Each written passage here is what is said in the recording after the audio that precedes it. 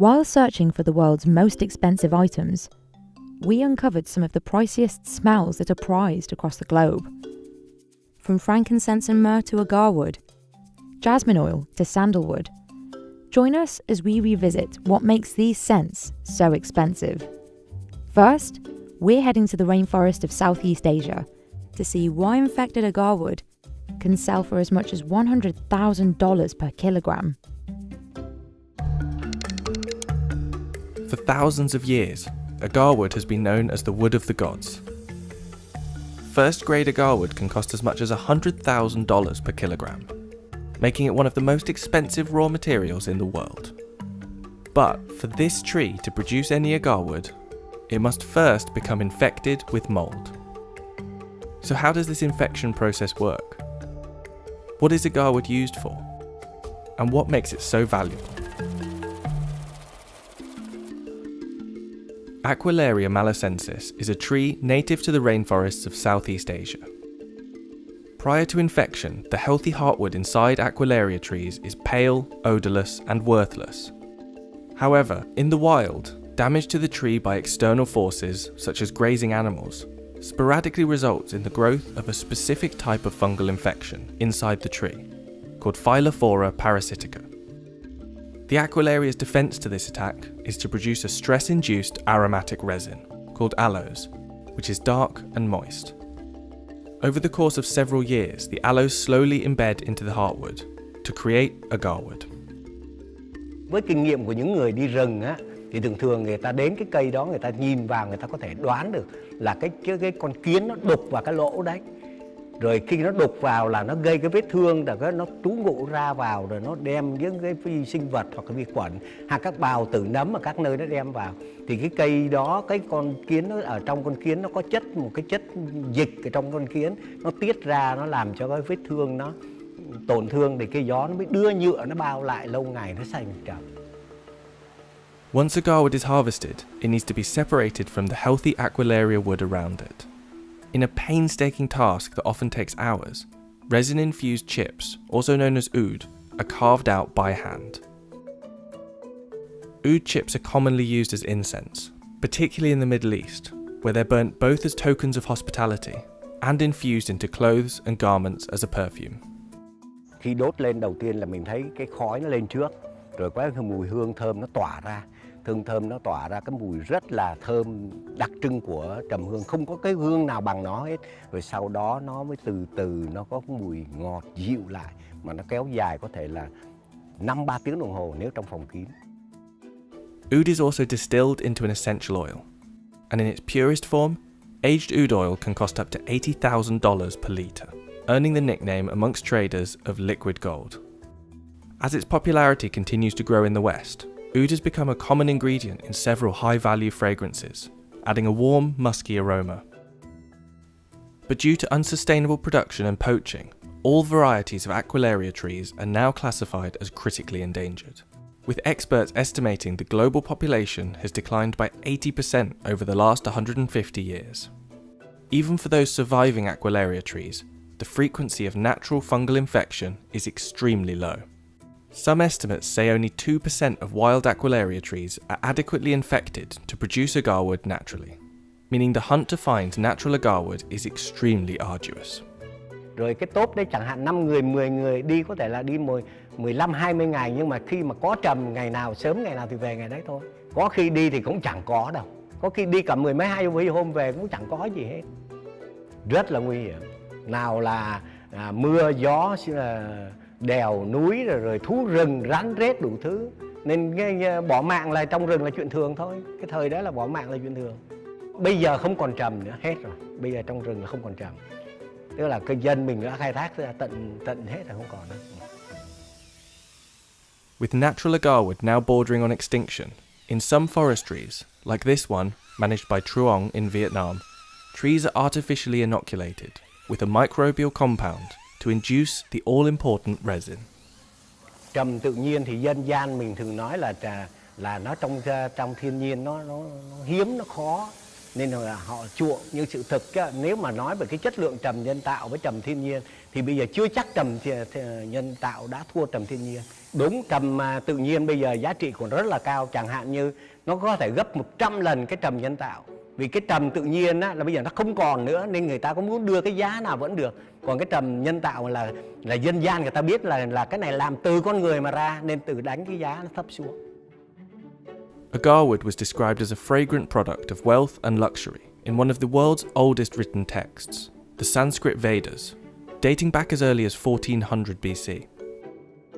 The aroma produced from agarwood has been highly valued by many cultures and religions throughout history. In the Nirvana Sutra, aloes is mentioned as a heavenly wood used in the cremation of Buddha. In the New Testament, Jesus' body was anointed with a mixture of myrrh and aloes following his crucifixion. And in the Sahih al-Bukhari hadith, the description of paradise by Allah's messenger includes the burning of agarwood as incense. The global market for agarwood is estimated to be worth a staggering $32 billion. But where oud was once so common, high demand has not only increased the price, but also the rate of harvesting and artificial production. By the end of 2029, the market is expected to double to $64 billion. Theo tôi cái kinh nghiệm lâu năm thì cái trầm hương này không có mai một đâu. Trầm hương sau này nó là một cái vật sản quý giá cho đất nước đấy. Vì cái này là nguồn cung có khi không đủ cầu đâu. Vì tất cả các thế giới này trên thế giới bây giờ hầu như họ tập trung vào cái ngành trầm hương hết. Từ thượng vàng hạ cám chẳng hạn như là tinh dầu đến trầm rồi đến hương nhang đấy, rồi tiện chuỗi hạt đeo tay, vòng đeo cổ, đấy nó không có mai một đâu, nhưng mà có cái là bây giờ trước tiên sợ dân mình không có vốn để đầu tư thôi. Frankincense and myrrh are perhaps best known for their biblical connotations, but this tree sap has been prized across the world for over 6,000 years. These fragrant incense pieces come from the Priciest family of trees and are found across the Horn of Africa and the Arabian Peninsula. But despite recent attempts to protect these trees, they could soon be headed for extinction. So what makes frankincense and myrrh so expensive? There are roughly 550 species of Priciest, a collection of trees often referred to as the incense tree family, recognisable for their flaking aromatic bark and fragrant sap. But true frankincense comes from only a small fraction of those species. ኣብዚ ዓዲ ኣብ ኢትዮጵያ ናብ ካብ 6 ዓሌታት ዕጣን ኣለዎ ተባሂሉ ይሕሰብ ካብዞም 6 ዓሌታት ሓደ ኣብ ትግራይ ዝርከብ ቦስዋልያ ፓፕሊፌራ ዝበሃል ሳይንሳዊ መፀውዒ ዘለዎ ኣብ ዕዳጋ ዓለም ተቐባልነት ዘለዎ ዓሌት ዕጣን እዩ። Frankincense is a milky white resin derived from boswellia trees, which are remarkable for their ability to grow in unforgiving conditions. In fact, these trees have been known to grow out of solid rock. Myrrh, on the other hand, is a reddish resin extracted from commiphora trees. The process of extracting sap from boswellia and commiphora trees is virtually identical. Incisions or taps are made in the bark of the tree, which create injury. The trees produce a gummy resin, like a scab, as a protection against the injury. The resin then hardens into teardrop pieces. More incisions are made at important intervals to continue the production of resin exudates. መጀመሪያ መቐርን ነዚ ንዕልሞ ታዕሊም ትበሃል እዚኣ ካብኡ ካልኣይ ደሞ እዚኣ ቆሲለላ ቁሩብ መዓልቲ ዝወሰለ ልዕሊ ድሕሪ 15 መዓልቲ እዚኣ ተልቃ ቅንፍሪት ትበሃል ካብኡ ሜስካ ድሕሪ 15 መዓልቲ ሜስ ብተመሳሳሊ ተልቃ ሳልስየን ተባሂላ ትፅዋዕ ተወሰነ ግን ዕጣን ግን ኣለዎ ይወፃ የተወሰነ ኣሪና ነጠረቕምና ንእኮ ካብኡ ብድሕሪ ሜስ ድሕሪ 15 መዓልቲ ድማ ራብዓየን ተባሂሉ ይፅዋዕ ተወሰነ ይእረዮ ካብኡ እንደገና ተደጋጋሚ ከም ብ15 ይዝፈላለ The resin granules collected from the trees must be separated into different grades. First grade A frankincense is clear, white and without impurities. Smaller pieces of the same high quality granules are separated within a sieve and classified as first grade B frankincense. The grades gradually deteriorate based on the size and the amount of impurities, such as bark infused into the resin. Low quality frankincense is mainly sold for local market consumption, whereas grades 1, 2, 3 and 4 are exported. ጽቡቕ ሙዚቅ ቀዳማይ ይባሃል እዚ ብድርጅኡ እውን ቀዳማይ እዩ ብዋግኡ እውን ዝሐሸ ዋጋ እዩ ዘለዎ ማለት እዩ ብተቐሚጥና ዘለና ተርቢልና ዘለናስ በቃ ዋግኡ እውን ቀዳማይ እዩ እዚ ዝለዓለ ዋጋ ኣለዎ ቀዳማይ ይባሃል ማለት እዩ ከባቢ 15,000 ንገዝኦ እዚ 15,000 ቅርሺ 800 ብዘይባቱ ንገዝኦ ብዝዓዲ ማለት እዩ። That means that at wholesale, this sack of first grade A Ethiopian frankincense is worth about $430. Frankincense and myrrh have been burnt as incense for thousands of years, and both are deeply ingrained in religious ceremonial burnings. In fact, it's estimated that the Roman Catholic Church alone still uses an estimated 50 metric tons of frankincense a year. Frankincense and myrrh were some of the most highly prized commodities in ancient civilizations, and became the driving force behind the creation of the incense trade routes, a vast network of major land and sea passageways dating back to 300 BC that linked the Mediterranean to luxury goods from the south. At the height of their use, these routes allowed the transport of approximately 3,000 tons of incense every year, hauled by camels. Today, alongside its medicinal and cosmetic uses, frankincense has found a surge in popularity as an essential oil, which in its purest form can be sold for as much as $6,000 per litre. Frankincense essential oil alone generated more than $190 million in 2018, and that's expected to exceed $406 million by 2028. But with so much money to be made from damaging a tree, the tapping process, which should happen only 2 or 3 times a year, is under threat not only from environmental dangers such as wildfires, but also from local untrained tappers. It can sometimes take decades for these trees to start producing resin, so the sustainability of the species relies on injuring the tree without killing it. Unfortunately, the harvesting process of frankincense is very damaging to the tree. So every time people go there and make wounds and then collect the sap, that doesn't give enough time to rest for the tree and heal itself. So one of our findings is this tree is really under a threat. The International Union for Conservation of Nature categorised the Boswellia sacra species as near threatened over 20 years ago, and the lack of overharvesting laws in some countries means that protecting Boswellia trees in such remote areas is virtually impossible. Experts who surveyed aging Boswellia papyrifera trees in North Africa suggested that most hadn't produced a young tree in half a century. ብዘፈቐደ ትልሕፆ ድሕር ኮንካ ግን ኣብ 5-10 ዓመት ክወድቕ ዝኽእል ተኽሊ ክትጠፍእ ከዓ ዝኽእል ተኽሊ ኣፍሊስካ እውን ክትቅዖ ዘይትኽእል ተኺልካ እውን ቆሪፅካ እውን ክትቅዖ ዘይትኽእል ብተፈጥሮ ባዕልና ዋቐለ ዝኸይድ ተኽሊ ስለ ዝኾነ ሓደ ዓብዪ ጥንቃቐ ዘድልዮ እቲ ናይ ምሕደርኡ ናይ ማኔጅመንት ናይ ኣወቃቅዑ እንተተጠቒምካሉ ግን ንብዙሕ ዘመናት ክጠቅም ንዘመናት እናተጠቐምናሉ ዝመፅእ ዕጣን እዩ እስካብ ሕዚ ዝክለል ዘሎ ግን ከዓ ዕጣን ነይርዎ ዝጠፍኣ ከባቢታት ከዓ ኣሎ ሕዚ ናይ ወርዒ ከባቢ ተወሲድና ናይ ተንቤን ከባቢ ተወሲድና This is one of the most expensive woods in the world, but it's really one portion of a sandalwood log that makes it so valuable. To get to it, these men tirelessly chop away the lighter outer layer of sapwood until they're left with this. The dark inner core that makes a kilogram of Indian sandalwood costs $200 today. This is where sandalwood's unique fragrance comes from, and when it's distilled, it's used in all kinds of products, from bath soaps to luxury brand perfumes. So what makes sandalwood's aroma so special? And is that why the wood is so expensive?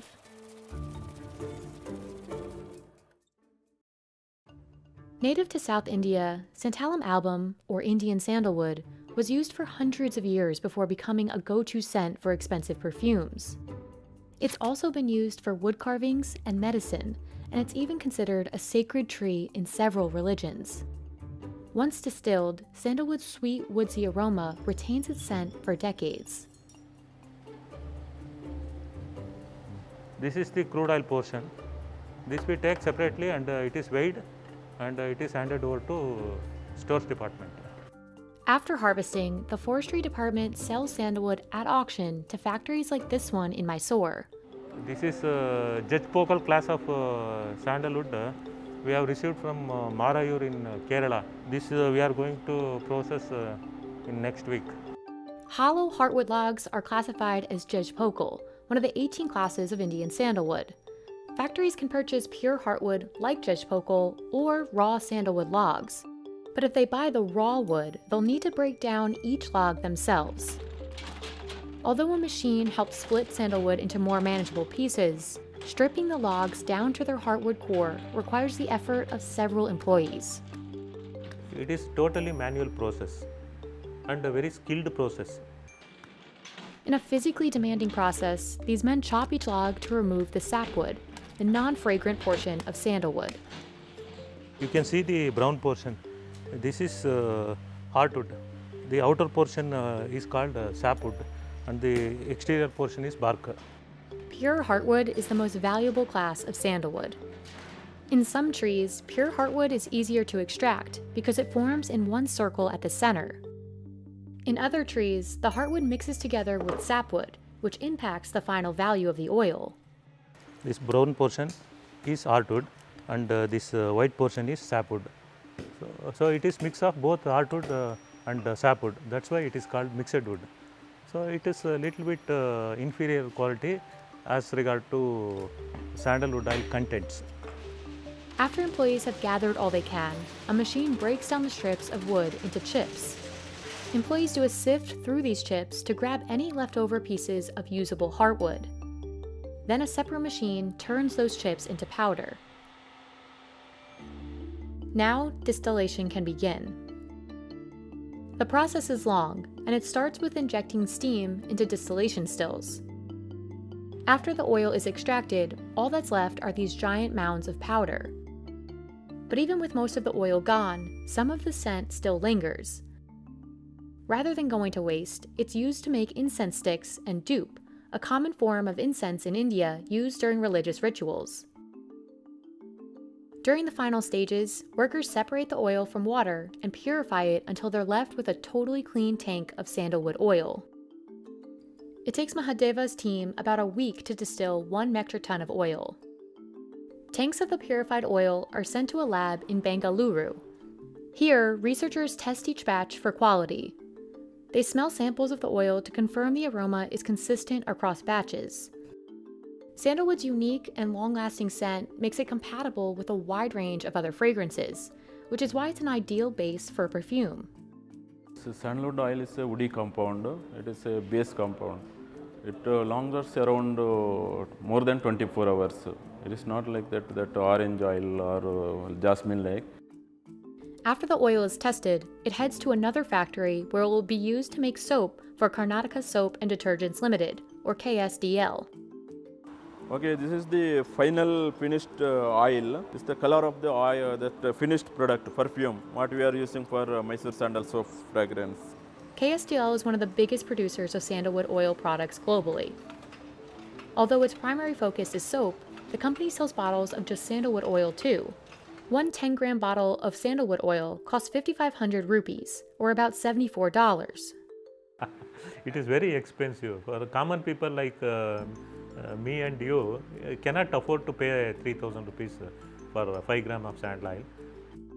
In every auction, there used to be increase in the price of sandalwood, maybe by 10%, 20% increase compared to previous prices. So when the sandalwood price increases, definitely oil prices will also be increased. Compared to 2017, a kilogram of Indian sandalwood oil can cost double today. And demand isn't slowing down, with the market expected to reach over $165 million by 2027. Out of roughly 10 sandalwood species, Indian sandalwood and Australian sandalwood have the largest commercial value. The difference is, the Indian species has higher levels of alpha and beta santalol, the components in sandalwood responsible for its lasting scent and believed health benefits. India used to dominate the market for sandalwood oil and oil-based products. But in recent years, Australia, which grows both the Indian and Australian sandalwood species, has gained significant ground in the market. Although this might look like a lot of sandalwood, India is actually facing a supply shortage. In fact, the supply is so limited that this sandalwood distillery only operated for about 4 months in 2021. And up until 2002, it was illegal for private growers to plant sandalwood trees in the southern states of Karnataka, Tamil Nadu, and Kerala. With only a small amount of government-sanctioned replanting alongside the overharvesting, India's supply suffered. And since 2018, the species has been considered vulnerable, one level above endangered. Another factor that limits supply and increases the price is inherent to the way the tree grows. Older trees tend to yield more oil, which makes them preferable for oil production. Growers will typically wait around 20 years for a tree to mature. This waiting period doesn't only limit the quantity of sandalwood, it also puts the trees at risk. It's not the seasonal crop. It is a long-lasting crop. It needs very patience to grow, and you need to protect till its maturity. That is the one issue you have to bear in mind. Today, every tree has to be registered with the government and can't be harvested or transported without permission. But even these strict regulations aren't enough to prevent theft. According to Hinduism Today, roughly 2,000 tons of smuggled sandalwood passed through the black market in 2018. To successfully grow the trees for decades, farmers must pay the cost to protect them. Here in the city of Mysore, some trees are wrapped in barbed wire. On top of this threat, harvesting these trees isn't simple. When a farmer has approval, a government official must come in person to uproot the entire tree. None of the tree should be wasted, particularly heartwood in the trunk and roots, since it holds the highest oil content. In the end, the tree's total oil output isn't much. So you may get around 60 grams of sandalwood oil out of 1 kg of root portion sandalwood. In case of stem, you may get around 40 grams to 50 grams. In branches, about 30 grams to 40 grams. To replenish some of its trees, the Karnataka state government created the Grow More Sandalwood program. Around 360 farmers are enrolled with our Grow More Sandal project, and we are encouraging farmers to grow more and more sandalwood, and after minimum 14 years of age, we can buy back. But growing trees comes with the cost of protecting them for decades at a time, something that likely will still deter farmers. There are also the permissions growers need from the government, which slow down the process. It's uncertain if programs like this can return India to its old production levels, but at a minimum, the effort might help restore some of the country's lost sandalwood supply. Right now, these jasmine buds don't smell like anything. But once they bloom, producers in India process their coveted aroma into one of the priciest oils in the world. Just 1 kilogram of jasmine oil can cost over $5,000. It's a key ingredient in luxury perfumes. But to get 1 kilogram of some jasmine oil, these women need to pluck over 5,000 buds. So what does jasmine smell like? And why is the oil so expensive?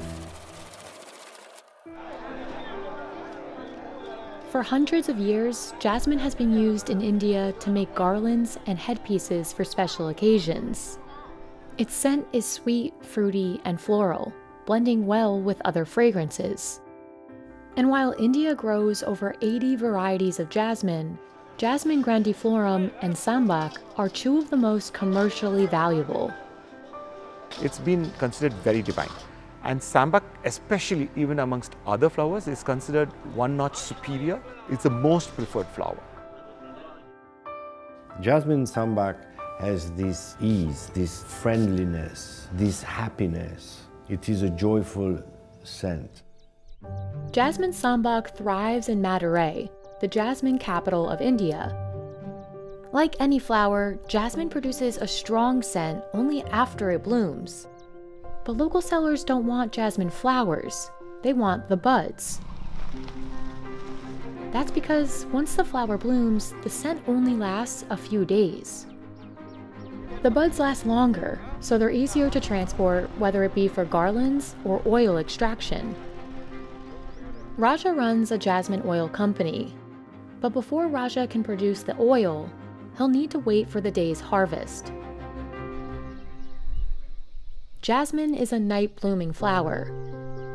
To maximize the harvest and ensure the buds make it to the markets in time, harvesters head to the fields early. Rati is one of a handful of women tasked with plucking the buds.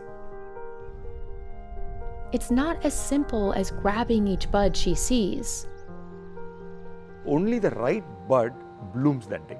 Otherwise, it's not going to bloom. So if it doesn't bloom, no fragrance. Deciphering which buds to harvest requires a keen eye, one that Rati has trained over the last 10 years in these fields. இந்த பூவு நீ பறிக்கிற பூவு இந்த பூவு இன்னைக்கு எடுக்க மாட்டோம் 2 நாள் கழிச்சு எடுப்போம் இது 2 நாள் கழிச்சு இதை எடுப்போம் இது பூத்த பூவு நேத்து பூத்த பூவு இதை எடுக்க மாட்டோம் இந்த பூவை நாங்கள் பூத்த பூவை எடுக்கவே மாட்டோம். Rati goes to each bush one by one, plucking thousands of buds before she collects a kilogram of jasmine. Gathering that much takes her about an hour. The work must be done gently by hand so as not to damage the buds. Damaged or wilted buds mean more work for Rati. Jasmine is a very laborious picking process. As a kilo of jasmine, just to give you a perspective, will have about 5,000 to 6,000 independent flowers. So to pick 1 kilo, they have to move 5,000 times. You know, the hand moves back and forth 5,000 times to pick just 1 kilo of flowers. But that's still a tiny fraction of the buds needed to produce a kilogram of oil. For 1 kilogram of jasmine oil, Raja needs 1 metric ton, or 1,000 kilograms of flowers. As she works, Rati collects the buds in her sari to protect them and preserve their fragrance. சவுக்கரை பேத்தில் கொட்டினா பூ வெந்துடும். Market போகவங்களையும் பூ வெந்துடும். எடுக்க மாட்டாங்க மார்க்கெட்டில். கட்ட முடியாது, வண்ண முடியாது. பூ வெயிலுக்கு வெந்துடும். சாக்கையில் போட்டு அனுப்புனா அது பூ வெந்துடும். அது வச்சு நாங்கள் சாரில் கட்டி. She'll harvest for about 5 hours straight. It's tedious and tiring, but it's critical for her to keep moving before it gets too hot. Then the buds head to the local market.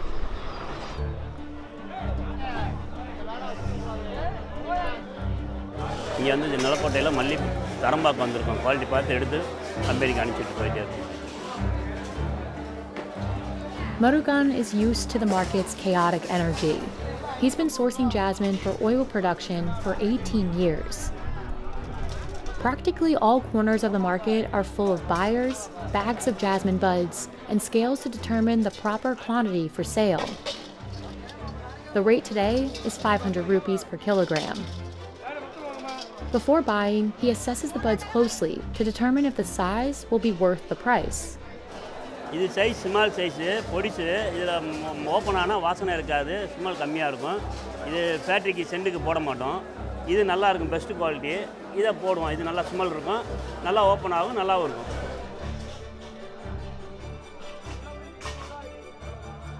When the sun has set, Raja's employees begin unloading bags full of jasmine buds back at the factory. The first step is to spread them out with rakes, and then again with their hands and feet. Spreading out the buds is crucial to preserving them. Leaving them in a big pile would generate heat, which would again cause them to wilt. Then Raja's team waits until the flowers begin to bloom. The minute it starts blooming, it starts emitting the fragrance. And then after some time, you can see emits a bad fragrance. So, you know, there's a constant chemical reaction that's happening in the flower. For us, it's so important to capture the fragrance at the right moment, which is soon after it blooms, which is the best in terms of yield and the smell. Like several other white flowers, jasmine is rich in indole. Ironically, indole is found in feces too. In the case of feces, there's too much indole, so it produces an unpleasant smell. But in limited amounts, it creates an appealing aroma, as it does with jasmine. When the jasmine has bloomed, Raja's team loads the flowers into 4 5,000-liter extractors. The flowers then soak in a solvent. Once the solvent absorbs the smell of the flowers, they remove all of the liquid. They're left with this waxy, hard substance called concrete. It's what Raja uses to finally extract the oil. You add alcohol into the concretes, and then the concrete is separated off the waxes, it's filtered, and then we get the absolute. Jasmine Sambak is the most coveted of all jasmine flowers, hence the high price. At its peak, jasmine Sambak flowers can cost 10 times more than other types of jasmine. And when it comes to the final price of the oil, The majority of it depends on the cost of the flower itself. About 60%, the bulk of the cost, is attributed towards the flower cost itself. So it varies depending on the price of the flowers every year. The cost of 1 kilo of concrete is around $2,750 to $3,000. And the absolute is almost a double, like 5,500 plus per kilo of absolute. But jasmine sambac oil wasn't always this valuable. In fact, Raja says it was rarely harvested before the launch of Dior's J'adore fragrance. That was when the sambac became the in thing. Before that, sambac was grown in India, but it was not really extracted. Today, jasmine oil extracts travel from India all the way to Paris, where they will be used in many high-end fragrances, particularly at Guerlain. Guerlain sources jasmine sambac oil directly from Raja. The signature of the house is made with jasmine and 5 other ingredients. So jasmine is almost everywhere. The company produces all of its fragrance blends in-house, including Mont Guerlain. Jasmine sambac is the star of Mont Guerlain. You have the top note of lavender, blend then in the jasmine sambac florals you enjoy. Then comes the sandalwood and the vanilla. This is such a soft and beautiful fragrance.